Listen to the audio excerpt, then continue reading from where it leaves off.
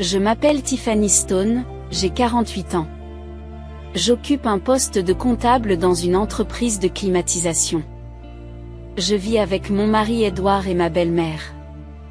Nous n'avons pas d'enfants. J'ai rencontré Edouard pour la première fois dans une grande entreprise de promotion immobilière où je travaillais auparavant et où il venait d'arriver en tant que nouvel employé. Je pensais qu'Edouard était l'un de ces hommes modernes, car je le voyais apprécié par ses collègues féminines et par les employés masculins plus âgés. Cependant, pour une raison que j'ignore, Edouard a dit, les autres employés de la comptabilité semblent un peu inaccessibles, mais il y a quelque chose de chaleureux et d'agréable chez toi, Tiffany, et il a commencé à me tendre exclusivement les documents comptables. Je ne savais pas s'il était naturel, s'il avait ou s'il était simplement lent, mais il y avait souvent des erreurs dans les documents, où ils étaient soumis juste avant la date limite. À chaque fois, il s'excusait mais répétait les mêmes erreurs, ce qui m'obligeait à faire beaucoup d'heures supplémentaires. Est-il malin? Ou bien est-il simplement en train de manœuvrer habilement, tout en gardant le sourire à l'extérieur? Je me sentais un peu désemparée à l'intérieur. Cependant, lorsqu'il me voyait me débattre avec un papier à lettres fourni par l'entreprise, il me proposait parfois le papier à lettres qu'il recommandait. Ce souci du détail ne ressemblait pas à une simple flatterie. J'ai fini par tomber sous son charme et par le soutenir. Nous nous sommes rapprochés lorsque je suis tombée malade dans le train pendant notre trajet. Peut-être en raison d'heures supplémentaires consécutives pendant la période de pointe, je n'ai pas supporté la foule dans le train et j'ai eu des vertiges. J'ai réussi à atteindre la station où je descends pour aller travailler, mais j'étais épuisée et je me suis assise sur un banc sur le quai, incapable de bouger, me sentant nauséeuse. Edouard m'a remarqué et, sans se soucier de salir son costume, il m'a transportée jusqu'à la salle médicale sous la direction du personnel de la gare. Là, j'ai pris des médicaments que j'avais avec moi, je me suis reposée un peu et je me suis sentie mieux. Lorsque j'ai contacté mon lieu de travail, mon chef m'a demandé de rentrer chez moi immédiatement. Edouard a reçu l'ordre de veiller à ce que je rentre chez moi en toute sécurité. Malgré mon refus, il a fini par me raccompagner. Le lendemain matin, je suis allée travailler comme d'habitude, je me suis excusée auprès de mon patron et de mes collègues et j'ai expliqué la situation à Edouard et à son patron du département des ventes. Je suis vraiment désolée pour ce désagrément. J'aimerais faire quelque chose pour me faire pardonner. Alors, que diriez-vous de m'inviter à dîner vendredi? Je suis un peu à court d'argent juste avant le jour de paie. Edouard a demandé innocemment, et j'ai accepté en riant. Je pensais qu'il s'agirait d'un dîner unique, mais plus tard, il m'a dit que j'avais reçu mon salaire, alors laisse-moi t'inviter cette fois-ci. Au fur et à mesure que nous échangions des signes de reconnaissance, les gens autour de nous ont commencé à nous considérer comme un couple. Cependant, je fus la seule à m'empresser de le nier. Edouard, comme toujours, était insouciant et a dit, il n'y a pas besoin de le nier si vite. Et avant même de nous en rendre compte, nous avons été traités comme un couple officiel. 2 ans plus tard, à l'âge de 28 ans, Edouard m'a demandé en mariage en disant, si nous nous marions, tout le monde sera à l'aise, alors nous nous sommes mariés. Se sentant mal à l'aise à l'idée de travailler au même endroit, Edouard m'a encouragé à démissionner, ce qui était plutôt inattendu. Edouard, mais aussi ma belle-mère, m'ont fortement suggéré de démissionner pour pouvoir vivre après le mariage. Nous avons d'abord envisagé de vivre dans cette région en supposant un double revenu. Mais on nous a suggéré de vivre chez mon beau-père. Mon beau-père était décédé il y a 10 ans, et après le mariage de ma belle-sœur amie, celle-ci avait déménagé. Edouard et ma belle-mère vivaient seuls, et même si je pensais que nous finirions par vivre ensemble, je ne m'attendais pas à ce que nous recommencions depuis le début. Cependant, si Edouard déménageait, ma belle-mère se retrouverait seule, ce à quoi elle s'opposait fermement.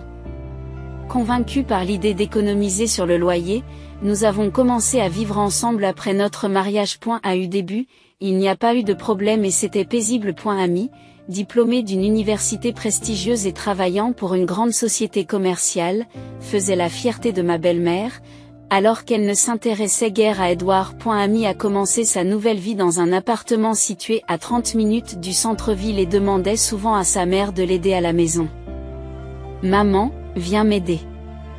Je suis trop occupée pour m'occuper des tâches ménagères, plaidait-elle, et ma belle-mère était contente de moi. Parfois, lorsque ma belle-mère ne pouvait pas se débrouiller seule, ou lorsqu'Amy faisait une pause pour prendre le thé avec elle, on me demandait aussi de l'aider. Normalement, ma belle-mère n'interférait pas beaucoup dans la vie d'Édouard et la mienne, ce qui rendait notre vie commune plus confortable que je ne l'avais imaginé. C'est pourquoi je pensais qu'aider ma belle-sœur Amy dans les tâches ménagères de temps en temps n'était pas si important. Cependant, un jour, Amy et ma belle-mère sont partis en vacances, et pendant ce temps, j'ai été chargée de ranger la maison d'Amy. Amy craignait que son mari, Nathan, ne soit incommodé à son retour. Elle m'a donc demandé de m'occuper des tâches ménagères pendant son absence. Elle m'a donc demandé de m'occuper des tâches ménagères pendant son absence. Elle m'a demandé de m'occuper du ménage, de la lessive et de la préparation des repas après notre départ. Et j'ai donc commencé les tâches et son appartement comme demandé. J'ai nettoyé la maison, lavé et repassé les vêtements, en suivant la routine des tâches quotidiennes. En ce qui concerne la conservation des aliments dans le réfrigérateur, je me suis souvenu qu'Amy avait insisté sur le fait qu'il fallait veiller à mettre au frais la bière préférée de mon mari, mais je n'ai trouvé cette bière nulle part. Seule l'eau minérale et les boissons diététiques étaient visibles.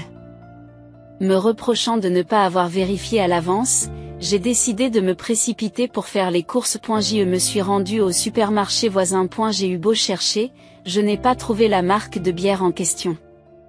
La bière belge que Nathan préférait était un produit rare, que l'on ne trouvait pas aussi facilement que les marques américaines typiques. J'ai d'abord pensé la trouver dans un autre magasin, mais après avoir visité plusieurs supermarchés et pharmacies des environs, je n'ai trouvé cette marque nulle part. À l'époque, les applications cartographiques n'étaient pas encore très répandues et je ne connaissais pas très bien la région où vivaient Amy et son mari. Il était difficile de savoir ce que chaque magasin proposait, et comme je visitais de nombreux magasins à la recherche de la bière, je commençais à me sentir de plus en plus coincé. Le temps passant et mon anxiété grandissant, j'ai décidé de prendre un taxi en dernier recours.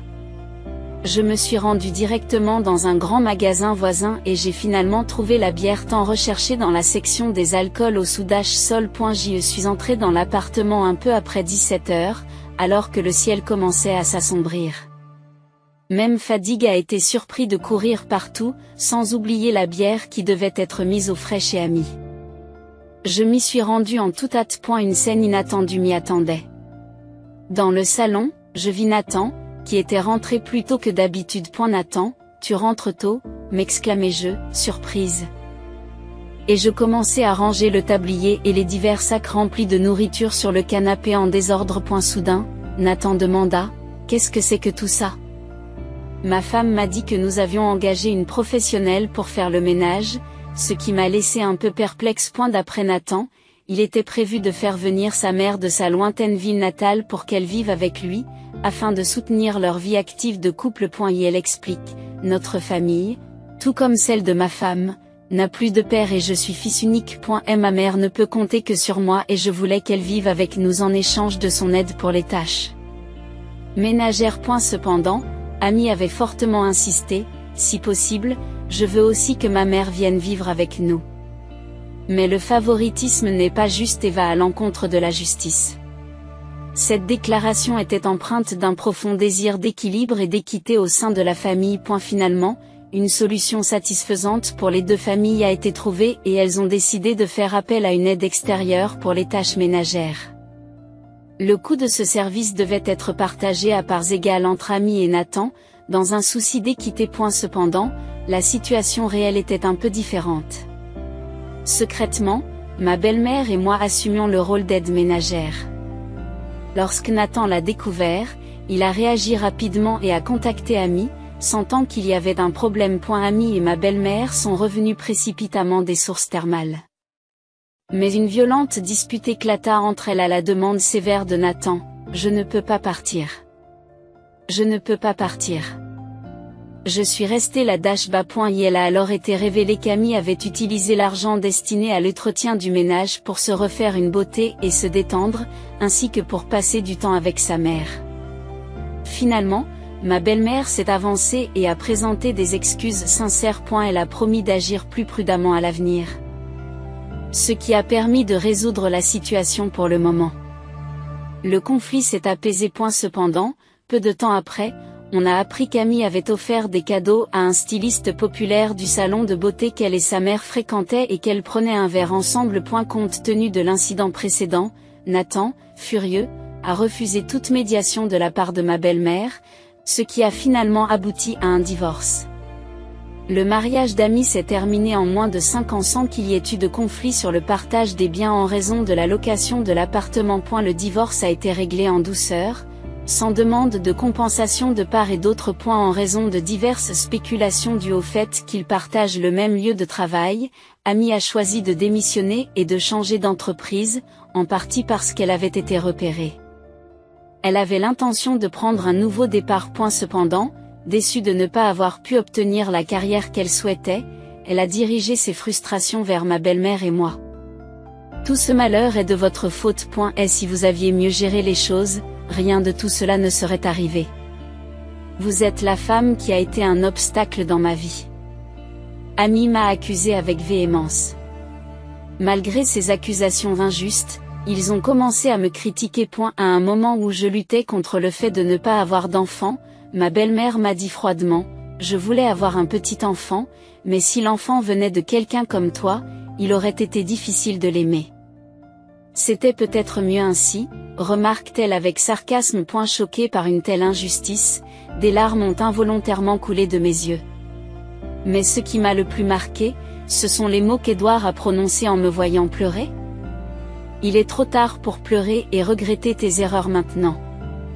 Pourquoi n'as-tu pas pu mieux gérer les choses? Celui qui a vraiment le droit de pleurer, c'est moi, a-t-il dit avec une froideur surprenante. En entendant ces mots, j'ai été frappée par un choc profond, réalisant qu'Édouard, bien que sachant tout, me blâmait. Je me suis rendu compte que dans cette maison, il n'y avait personne de mon côté. En réalisant cela, j'ai commencé à envisager sérieusement le divorce. Mais étant donné que j'avais démissionné pour me concentrer sur le foyer, il n'était pas facile d'exprimer des idées de séparation. Bien que le retour au domicile de mes parents soit une possibilité, je me sentais mal à l'aise car mon frère et sa femme y vivaient déjà, d'autant plus que j'étais au chômage. Trouver un emploi convenable dans ma ville natale me paraissait décourageant. Dans ces circonstances, j'ai décidé de viser l'indépendance financière.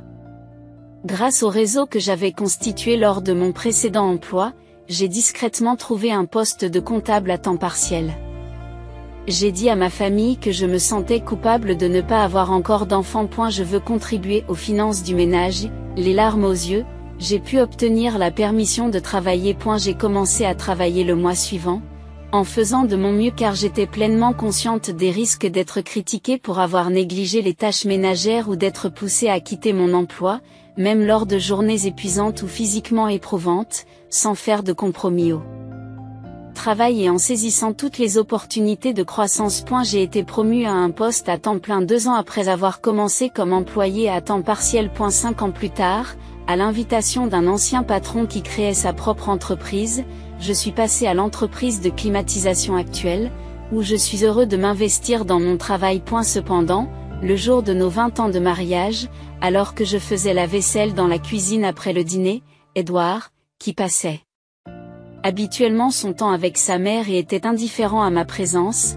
est venu me dire « Il faut que je discute de quelque chose. Veuillez venir dans le salon. » Sentant que c'était inhabituel, je me dirigeai vers le salon où Édouard, sans me laisser m'asseoir, annonça « C'est déjà décidé, mais à partir du mois prochain, nous commencerons à vivre avec ma mère et ma sœur. » Alors que je restais interloquée, ma belle-mère a ajouté « Amy a dit qu'elle avait besoin d'un peu de temps pour récupérer à la maison, car le stress de son nouveau travail affecte sa santé. C'est mieux pour elle de se détendre à la maison dans ces moments-là. De plus, la présence d'étrangers est déstabilisante, n'est-ce pas ?» Elle a ajouté. Elle s'est approchée de moi et a continué à me tendre un piège malveillant. Les étrangers devraient rentrer chez eux, en faisant un geste dédaigneux. À ce moment-là, ma belle-mère et Édouard me regardaient en souriant, comme pour jauger ma réaction. Mais à l'intérieur, j'étais secrètement ravie, pensant, je vais enfin pouvoir gagner ma liberté. Je me suis tournée vers eux avec un sourire calme et j'ai dit, Je comprends. J'y partirai demain après-midi et je retournerai dans ma chambre en les laissant stupéfaits. Le lendemain, après avoir accompagné Édouard à son travail, j'ai attendu l'arrivée de l'antiquaire dont j'avais pris rendez-vous la veille. Ma belle-mère a eu l'air surprise par ce marchand inconnu, mais nous avons poursuivi le travail rapidement sans nous laisser distraire par sa réaction. Dans la cuisine, nous avons tout vérifié. Du réfrigérateur au four à micro-ondes, en passant par le lave-vaisselle, la friteuse, la machine à soda chère à ma belle-mère, la table à manger et même l'indispensable plaque à induction. Dans le salon, la liste comprenait la télévision, le climatiseur, l'aspirateur robotisé, l'assistant vocal BI, le tapis chauffant rarement utilisé et même le canapé. Nous avons aussi rapidement inclus dans le devis le lave-linge, le bureau et la bibliothèque de la chambre d'Édouard, son climatiseur, le lit et la commode de ma belle-mère et de mon mari. Alors que le concessionnaire était au téléphone en train de parler à quelqu'un, ma belle-mère, effrayée, s'est précipitée vers lui en s'exclamant « Attendez une minute, qu'est-ce que vous êtes en train de faire ? Vous ne pouvez pas faire irruption dans la chambre à coucher comme ça. » Après avoir été vivement réprimandée par elle, j'ai répondu en souriant « Après tout, je ne suis qu'une étrangère dans cette maison. Je voulais nettoyer mes affaires avant de partir, et c'est à ce moment-là que les déménageurs que j'avais demandés sont arrivés. » En un rien de temps, les appareils ménagers et les meubles listés à l'avance ont été emportés les uns après les autres. Ma belle-mère ne pouvait que marcher, hébétée, incapable de faire quoi que ce soit contre la rapidité de l'opération. Finalement, même les lampes LED de la pièce ont été enlevées et les vendeurs sont partis. Il ne restait plus que le PC d'Édouard, un peu de literie et le maquillage de ma belle-mère, qui m'a de nouveau interpellée en me disant « Tu crois que tu vas pouvoir t'en sortir en faisant une chose pareille ?» Je lui ai répondu « J'ai déjà consulté un avocat au sujet des conséquences. » J'ai pris mon bagage à main et j'ai quitté la maison de mes beaux-parents. Une semaine plus tard, l'avocat que j'avais engagé m'a informé qu'Édouard, ma belle-mère et amis s'étaient précipités au bureau de l'avocat le jour où ils avaient été prévenus. Lorsque je suis arrivée un peu plus tard, j'ai été accueillie par la phrase suivante: « Quelle impolitesse de votre part d'être en retard alors que vous aviez pris rendez-vous. » Mais l'avocat a déclaré calmement: « Nous ne vous avons pas convoqué ici. C'est vous qui êtes venu et qui avez annoncé, après avoir été informé, que nous serions désormais votre interlocuteur. » En entendant cela, l'énergie d'Édouard s'est instantanément dégonflée. Ma belle-mère s'est avancée en disant « Puisque nous sommes tous là. Parlons. Je peux imaginer qu'on revient facilement après un tel départ, mais si on montre des remords, c'est une autre histoire, affirma-t-elle avec force tandis qu'Amy et Édouard acquiesçaient, supposant que j'accepterais immédiatement leur proposition. Quel optimisme. Après avoir échangé un regard avec l'avocat, il commença: « Je ne crois pas que Tiffany ait l'intention de retourner à son ancienne vie. Nous devrions discuter des procédures de divorce, du partage des biens et de la compensation. » Sous le choc, tous les trois éclatent de rire. Pas question de divorcer. Quelle audace de parler de partage des biens et de compensation. De quel droit dites-vous de telles choses? La dispute s'envenime jusqu'à ce que l'avocat intervienne en toussant bruyamment. Après que la salle se soit calmée, j'ai déclaré: « Le divorce est déjà acquis. S'il n'y a pas d'accord, nous passerons à la médiation ou au tribunal. » Ils ont tenté de protester à nouveau, mais une toux de l'avocat les a fait taire. Après une discussion privée, ils signent rapidement les papiers du divorce, ce qui est surprenant. Cependant, lorsque la question des biens et de la compensation a été abordée, leur comportement a changé du tout au tout. Il est scandaleux de diviser les biens. Vous n'étiez qu'une employée à temps partiel et dépendiez essentiellement d'Édouard. Ils se sont mis à crier: « Je regrette de t'avoir eu comme épouse. C'est nous qui devrions demander une compensation. » Ils ont critiqué Ashley. J'ai alors présenté une copie du livre de compte du ménage pour les 5 dernières années et les relevés de compte bancaire correspondants. À eu début, ils ont semblé incapables de comprendre la situation, mais au fur et à mesure que l'avocat développait les détails, leurs expressions ont progressivement changé. En fait, c'est moi qui ai assumé la majeure partie des frais de subsistance pendant cette période. Soit environ $3 200. C'est impossible. Je contribuais au ménage à hauteur de 1 500 $ par mois. A protesté Edouard. Malgré les objections d'Edouard, les paiements échelonnés des cartes de crédit d'Edouard et de ma belle-mère étaient presque identiques, à savoir $1420, par rapport aux $1500 qu'il prétendait contribuer. Même si son salaire a été déposé, il n'a fait que transiter. En revanche, les $3200 provenant de mon salaire couvraient tout, de l'hypothèque pour les travaux d'amélioration de la maison aux prêts pour leurs 2 voitures, en passant par les courses quotidiennes et les services publics, et même les prêts pour l'achat de meubles et d'appareils électroménagers. Pendant ces 5 années, Tiffany a travaillé comme chef comptable sur son lieu de travail actuel. Elle a affecté la quasi-totalité du montant aux dépenses du ménage, soit un total d'environ $190 000. Après de telles contributions, être encore traité comme un parasite est extrêmement injuste, ne pensez-vous pas ? A déclaré l'avocat, mais ils ont lu les copies avec empressement tout en étant stupéfaits, face à l'indéniable vérité. Plus tard, comprenant peut-être leur position désavantageuse, ma belle-mère a soudain adouci son ton. Tiffany, nous étions autrefois une famille, n'est-ce pas ? Cessons le conflit et continuons à avancer pacifiquement chacun de notre côté. En entendant cela, j'ai répondu, en effet. Dans un accès de colère, j'ai vendu les meubles et les appareils. Agissons tous les deux avec maturité. J'ai alors demandé à l'avocat de préparer un document de divorce par voie de médiation. La convention de divorce stipulait que les 2 parties renonçaient à leurs prétentions en matière de partage des biens et de compensation.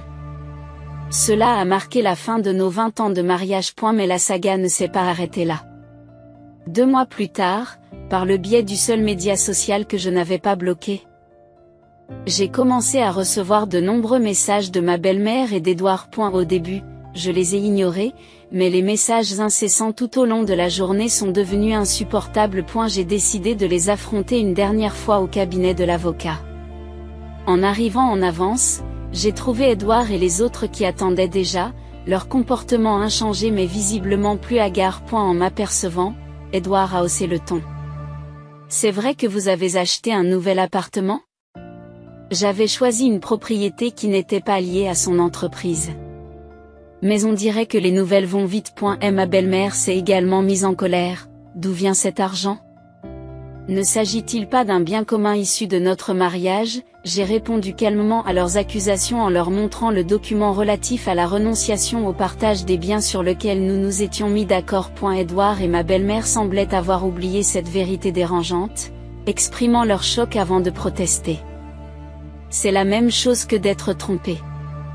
Le problème, c'est que vous avez gardé des secrets. L'avocat est intervenu, l'appartement de la furtifine du fonds provenait de l'exercice de stock option dans son nouveau travail, ce qui n'est pas soumis à la division des biens.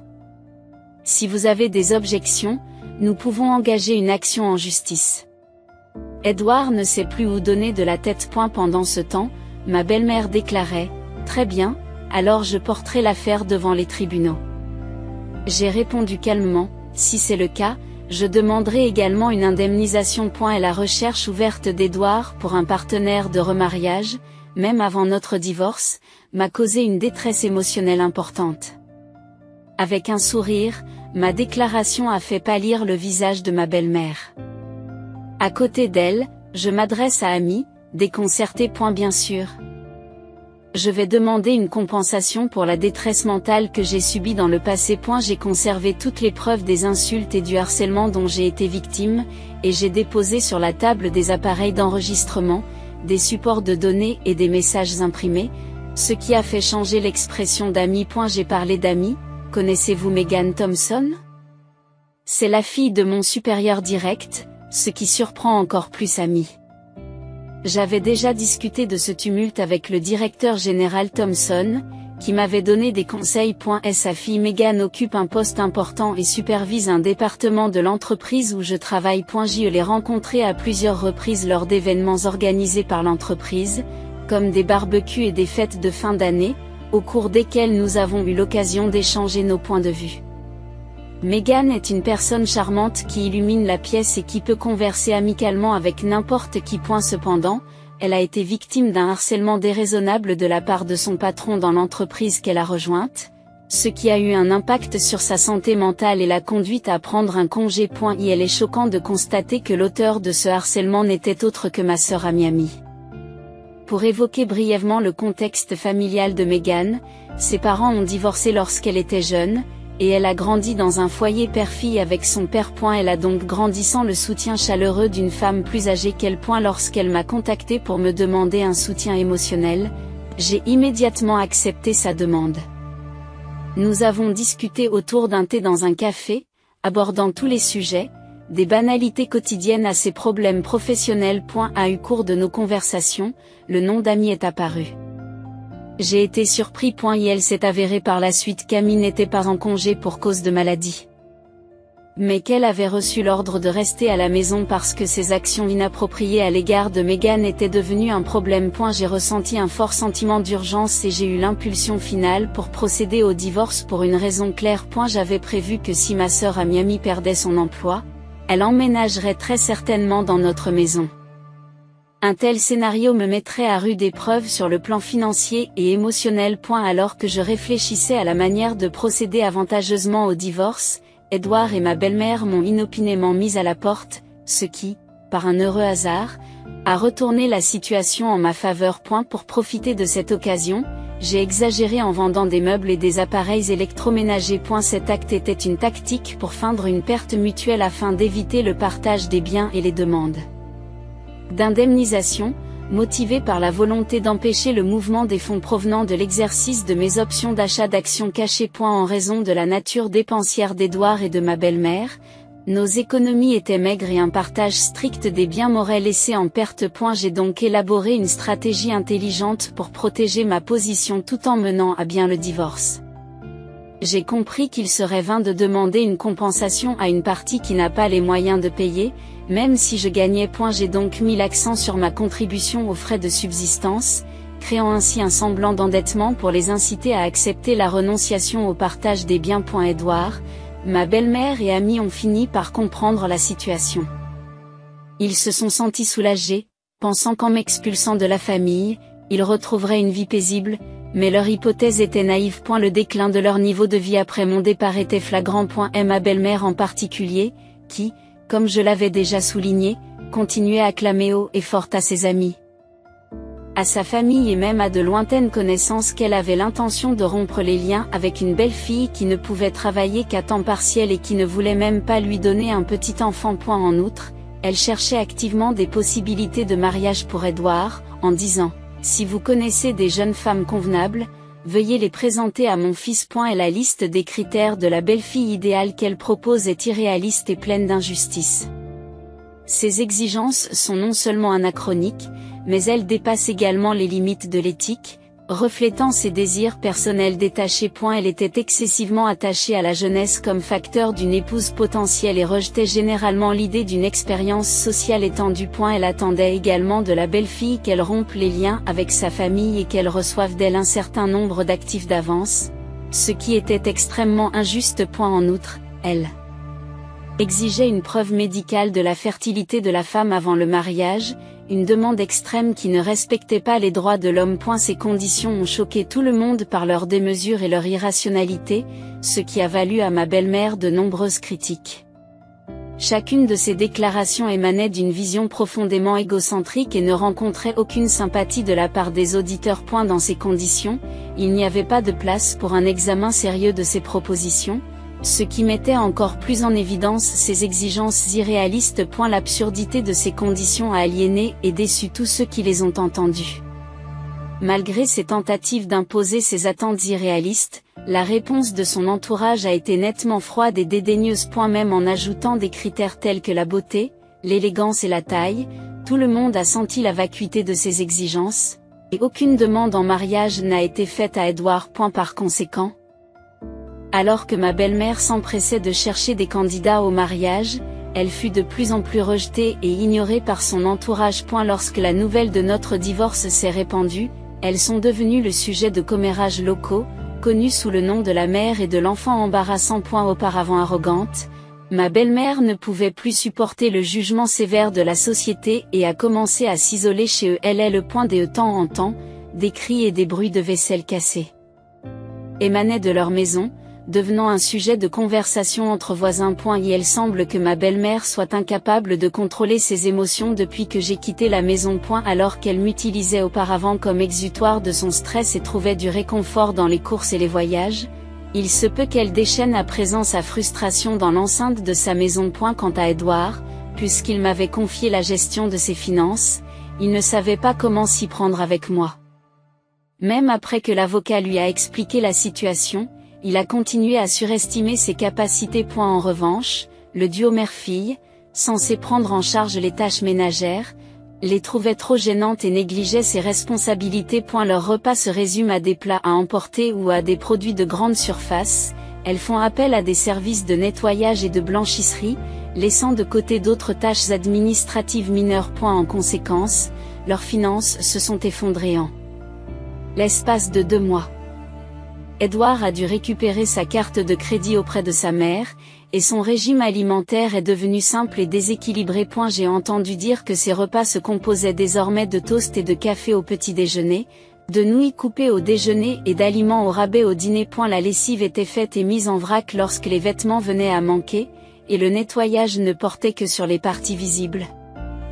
Ce qui a entraîné une dégradation de la santé d'Edouard en raison d'une mauvaise alimentation et d'une mauvaise hygiène. D'apparence jeune, il a pris du poids, sa peau s'est dégradée et ses cheveux sont devenus gras, diminuant son charme d'antan. Les clients se plaignent de plus en plus, d'autant plus que l'apparence est importante dans la vente, ce qui entraîne sa réaffectation à un rôle de back-office et une réduction de salaire. Prenant acte de cette prise de conscience, Edouard a pris contact avec l'avocat, exprimant son désir de rompre les liens avec sa mère et sa sœur et de prendre un nouveau départ avec moi. Cependant, comme j'avais demandé à l'avocat d'empêcher tout contact avec moi en toutes circonstances, l'avocat a fermement rejeté les souhaits d'Edouard. Il a été prévenu que s'il essayait de pénétrer de force sur mon lieu de travail ou dans mon nouveau logement, la police serait prévenue pour empêcher tout contact. Ami, autre personnage clé de cette saga, a dû faire face aux critiques de Meghan,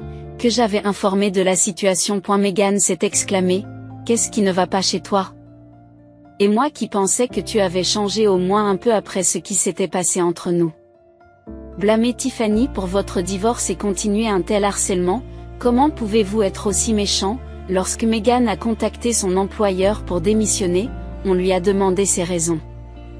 Elle explique qu'il s'agit d'une affaire personnelle qui n'est pas directement liée à son travail, mais elle expose les problèmes au RH et à l'administration. Après avoir constaté le choc de tout le monde, elle a déclaré « Je reconnais qu'il y a eu des imperfections de ma part également. Je pensais que nous pouvions faire des compromis et coopérer dans l'intérêt de l'entreprise s'il y avait des remords sincères. Cependant, j'affirme que ce n'est pas possible. » En présentant sa démission, elle a ajouté « Travailler à nouveau sous sa direction serait mentalement impossible. » Meghan a terminé en douceur son processus de démission et a été transférée dans une autre entreprise du même secteur, ce qui lui a permis de travailler à domicile jusqu'à ce que sa santé soit complètement rétablie. Dans son ancienne entreprise, sa démission soudaine, alors qu'elle était en congé, a choqué ses collègues et ses supérieurs. Et la nouvelle que son départ était dû au harcèlement incessant de Mamie s'est répandue en interne et en externe, exacerbant la situation. Cette rumeur s'est rapidement propagée, affectant considérablement l'atmosphère de l'entreprise. Les ingénieurs d'affaires qui respectaient Meghan ont commencé à reconsidérer sérieusement leur carrière, ce qui a entraîné une vague de mutations et de démissions. Les décisions de Meghan ont eu un impact profond sur de nombreuses vies. Et la direction de l'entreprise a reconnu la gravité de la situation et a convoqué une réunion d'urgence. Elle a décidé de transférer rapidement Amy dans une entreprise apparentée, dans une autre région, afin de trouver une solution immédiate. Bien que cette décision ait été difficile à accepter pour Amy, elle a été communiquée dans le cadre d'un forum où il n'y avait pas d'autres options. D'abord réticente, Amy a dû accepter à contre-cœur la mutation lorsqu'elle a été confrontée à la menace d'un éventuel licenciement. Même dans son nouvel environnement, ses actions passées l'ont précédée, ce qui l'a inévitablement isolée dans son nouveau bureau. Entourée de collègues qui l'évitent, sauf pour les conversations nécessaires liées au travail, Amy passe ses journées dans la solitude, envisageant de démissionner et souhaitant ardemment retourner dans sa ville natale. Amy est confrontée aux critiques incessantes d'Edward et de sa mère. Tu seras un fardeau si tu reviens au chômage. Qui pensez-vous qui a atténué ce malheur? Il la réprimande et la rejette complètement en disant: tu es la calamité même qui a apporté le désastre dans cette maison. Ces événements illustrent de manière frappante les circonstances tragiques auxquelles Amy était confrontée. J'ai entendu dire qu'elle travaillait maintenant dans un département calme et isolé d'une filiale, loin de ce qu'elle était auparavant, devenant une présence humble et inaperçue, se concentrant avec diligence sur ses tâches. Elle est devenue l'ombre d'elle-même, n'attirant plus l'attention et se fondant dans le décor. Ma propre vie a également connu un tournant important. Après avoir réglé les événements tumultueux, y compris la fin officielle de mon mariage avec Edward, je me suis lancée dans un nouveau chapitre avec le directeur exécutif Thompson, encouragé par la chaleureuse recommandation de sa fille, Meghan. En repensant aux 20 années passées avec Edward, je n'avais au départ que peu d'intérêt à me remarier. Toutefois, Meghan m'a encouragée en me disant: le mariage peut changer de manière significative en fonction du partenaire que vous choisissez.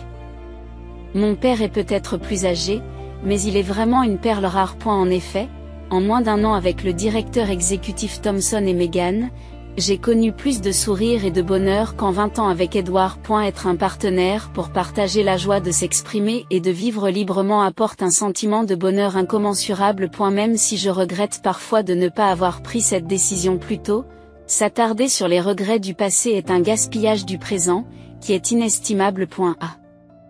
L'avenir, je suis déterminée à chérir la nouvelle vie de famille avec Meghan et le directeur exécutif Thompson, et à construire ensemble un avenir plus riche et plus paisible.